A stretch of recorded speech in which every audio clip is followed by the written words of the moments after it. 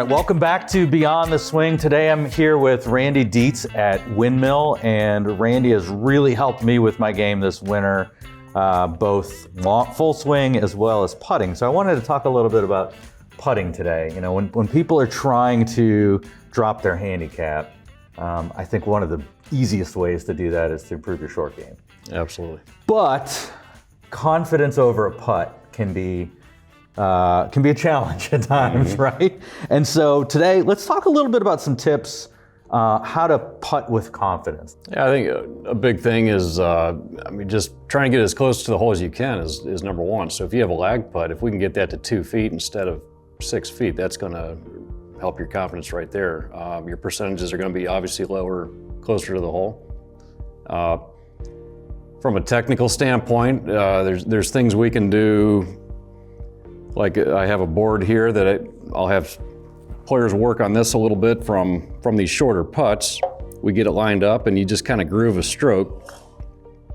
So physically, you can get pretty good there, but then, yeah, the mental component, the closer we are to the hole, you're gonna have a better chance at that. So on a lag putt, you said inside of 2 feet. Do you recommend that people, if they're lagging, they have like a 2-foot circle around the hole? Yeah. And just try to get it inside there? What about routines with putts? What's your advice there? Yeah, routine. I mean, everybody should have a consistent routine. Some people, you might want to line it up, look on both sides of the hole, maybe come to the side. Everybody can do it differently, but just kind of look at the lay of the land, and then your timing should be the same. I played basketball. When I shot a free throw, it was 3 dribbles, bend your knees and shoot. So that timing should be the same, whatever you do in your putting. Okay, and then practicing putting. What do you advise there? Yeah, I mean, if you're out doing an hour session, I'd say probably half your time should be putting. But yeah, I would start out with short putts. Like when I get to the course before a tournament, I don't try to hit a 15-footer. I go straight to the hole. I want to see that ball go in the hole. So I hit some short putts, and then from there I kind of work my way back and work on speed. We had mentioned earlier I wouldn't practice a lot of 10 to 20 footers just based on the percentages. Was 23% from 15 feet. For a pro? That's the best in the world. So most of the amateurs and juniors, we're not going to be making as many of those. Yeah. 10 feet and in, at 10 feet it's 40%, and 20 feet it's 15%. So we want to go 20 feet and beyond, kind of working on those for speed, and then work on the inside the 10 feet because you can have a chance to make those. And so something I like that you said, you really focus on those short putts before a tournament because that really helps your confidence. Absolutely, like yeah. I want to see that ball go in the hole. Yeah. When I'm working on lag putting, I'm not really thinking of the hole itself because the percentages, but.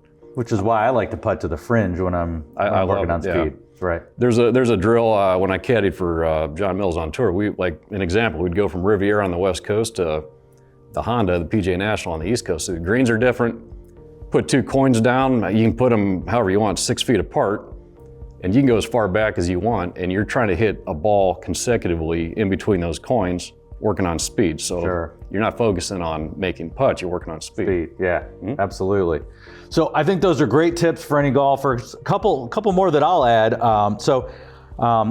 talk about visualizing the putt. Sometimes I like to just picture that sound of that ball dropping in the cup. Mm-hmm. I find that our body knows how to get it there, and the more we get in the way, the worse it gets. And so whether it's picturing the sound or just looking at the cup and taking a couple of practice swings, I find that my body just figures out the speed at which to hit it. And then the other tip that I think really helps. I don't like thinking right edge, left edge. I find that what happens is you end up hitting the right edge or the left edge. And you have such a, like, if this is my target, it's like so small. I like to picture more like, a gate. And so if this was a big bender from right to left, rather than trying to hit a spot, I try to just visually, I have so much more of an opening to put that ball through than if I'm trying to hit this really teeny little spot. So those are some of our tips for putting. Get out there, work on them. Love to hear your comments. If you need a lesson, Randy at Windmill. All right, thank you. Thanks, Randy. Appreciate it.